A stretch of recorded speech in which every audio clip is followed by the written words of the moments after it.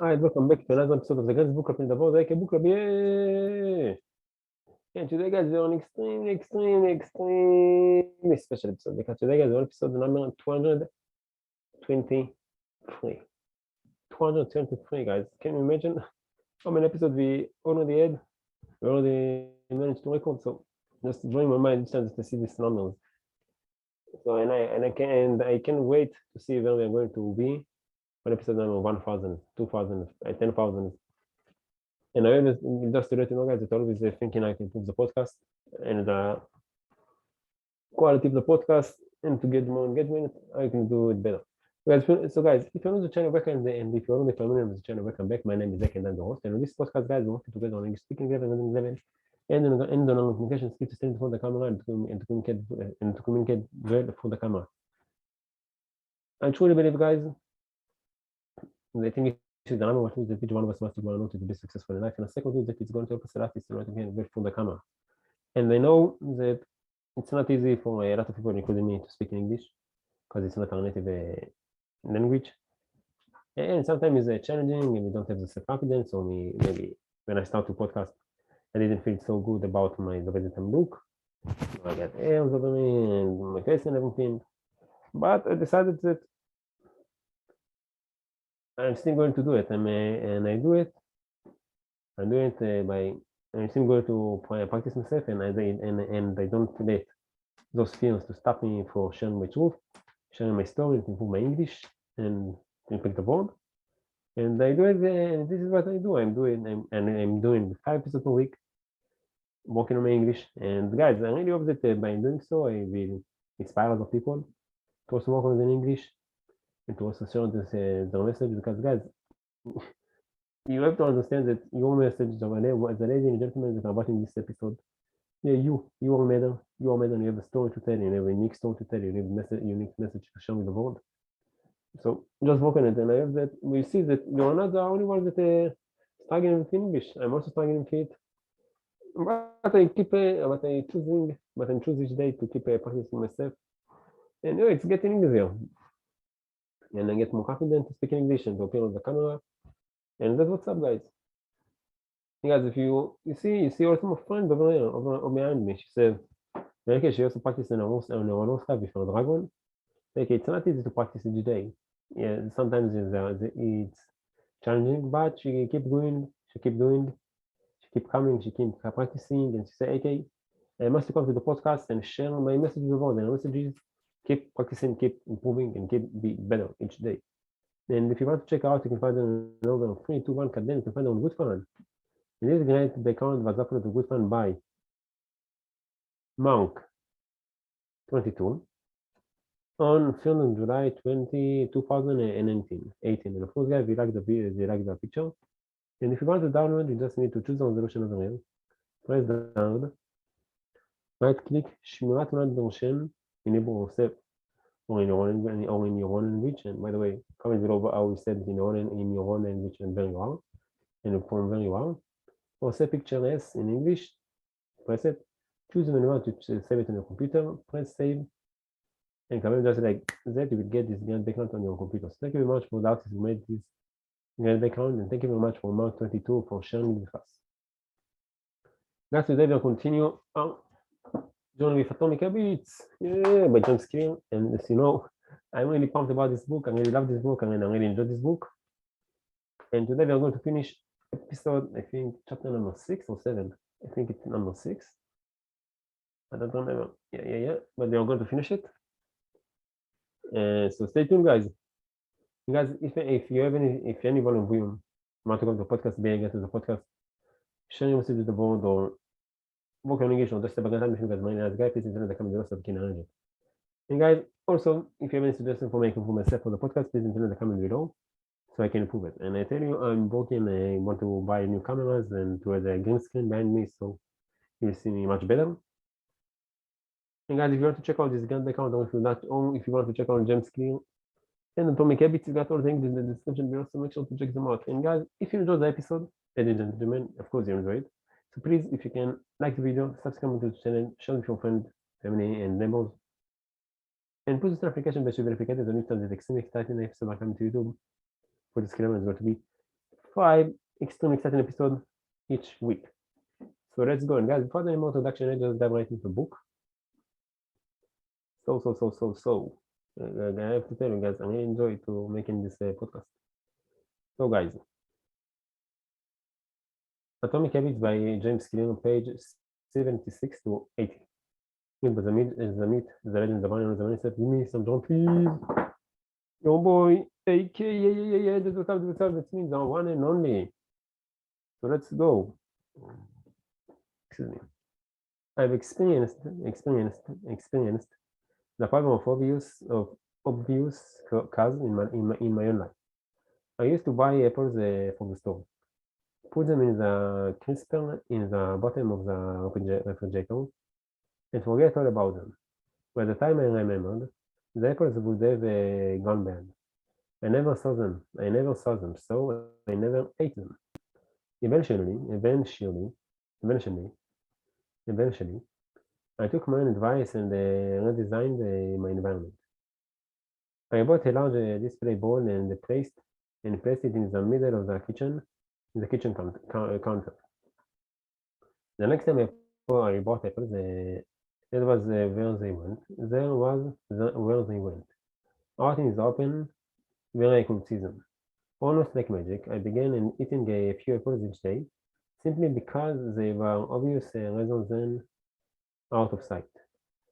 Here are a few ways you can redesign your environmental and make the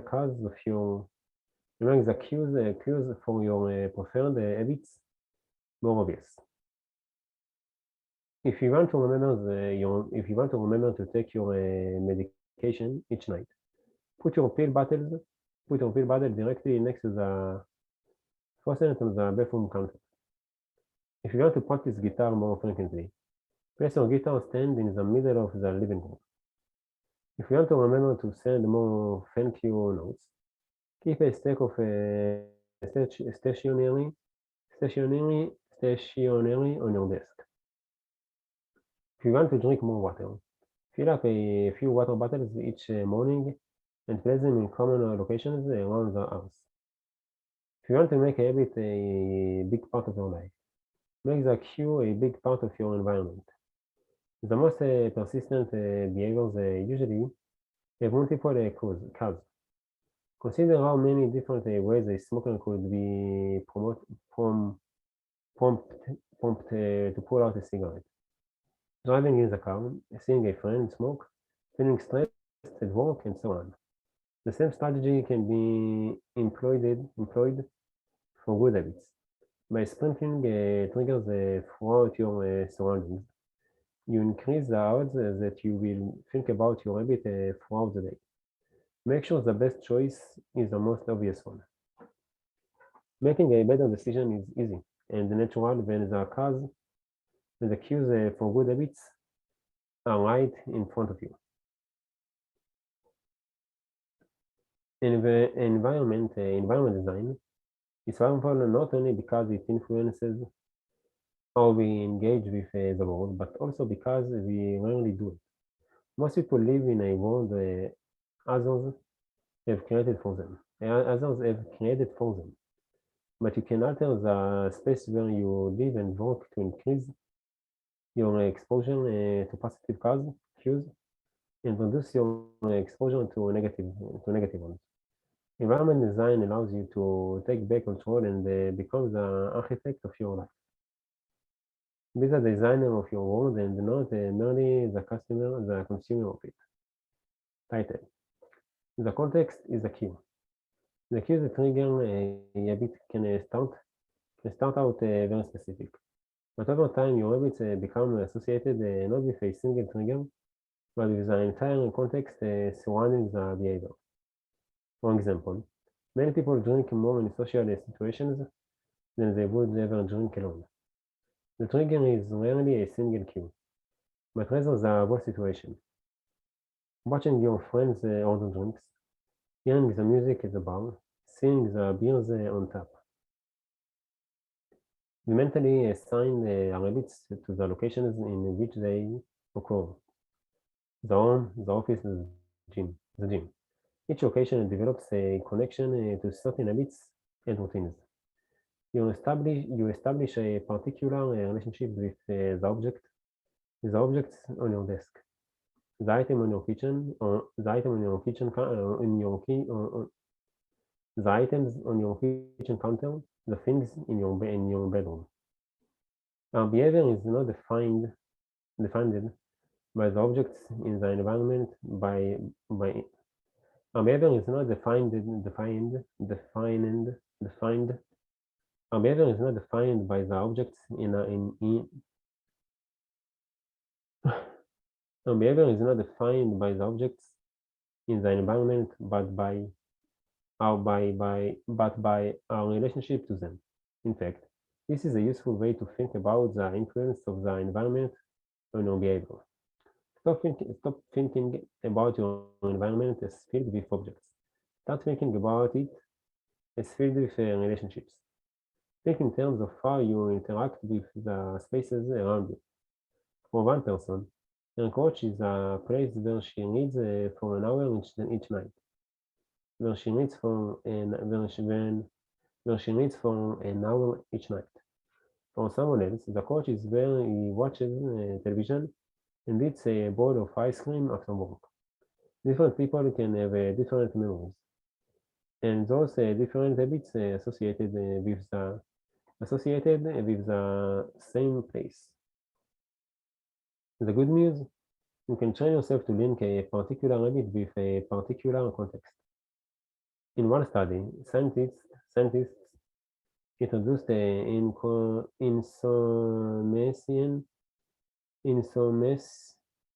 insomniacs to get into bed only when they were tired. If they couldn't fall asleep, they were told to sit in a different room until they become sleepy.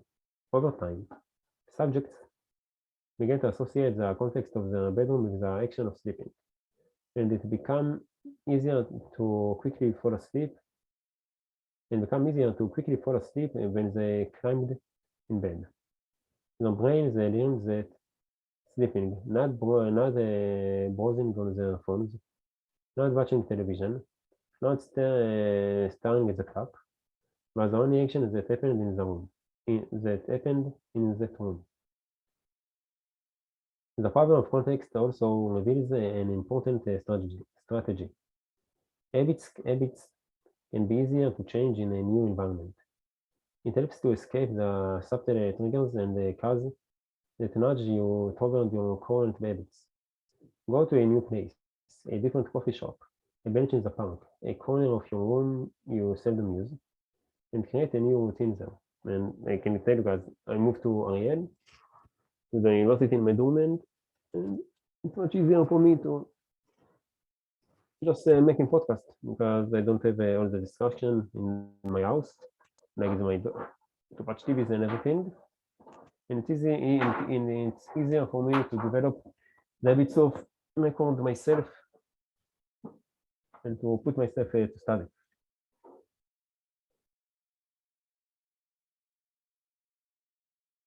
It is easier to associate a new habit with a new context than to build a new habit in the face of competing cues. It can be difficult to go to bed early if you watch television in your bedroom each night. It can be hard to study in the living room without getting distracted if that is where you always play video games. But when you step outside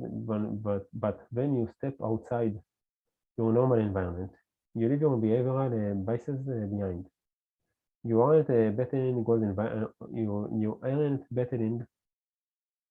all environmental cues, which allows new habits to form without interruption. Want to think more creatively? Move to a bigger room, a rooftop, a rooftop, a rooftop, a rooftop patio, or a building with expensive architecture. Take a break from the space where you do your daily work, which is also linked to your current thoughts patterns. Trying to eat healthier. It is likely it is likely that you shop on autopilot at your regular supermarket. Try a new grocery store. You will find it easier to avoid unhealthy food when your brain doesn't automatically know where it is located in the store. When you can't manage to get to an entirely new environment, rearrange your current one. Create a separate space for work, study, exercise, entertainment, and cooking. The mantra I find useful is one space, one use. When I started my career as an entrepreneur, I would often work from my couch, or the kitchen table. In the evenings, I found it very difficult to stop working. There was no clear division between the end of work time and the beginning of personal time. Was the kitchen table my office or the space where I ate meals? Was the couch where I relaxed or where I sent emails? Everything happened in the same place. A few years later, I could finally afford to move to a room with a separate room for my office. Suddenly, suddenly, there's a comedian there's a stand-upist that said in Israel called Shachar Tun, he said, suddenly, work was something that happened in here, and personal life was something that happened out there. It was easier for me to turn off the professional side of my brain when there was a clear dividing line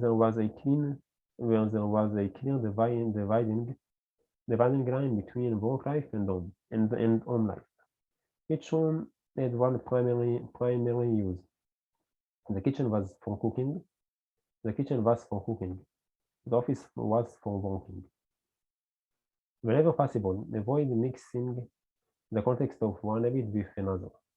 When you start mixing contexts, you will start mixing habits, and the easier ones will usually win out.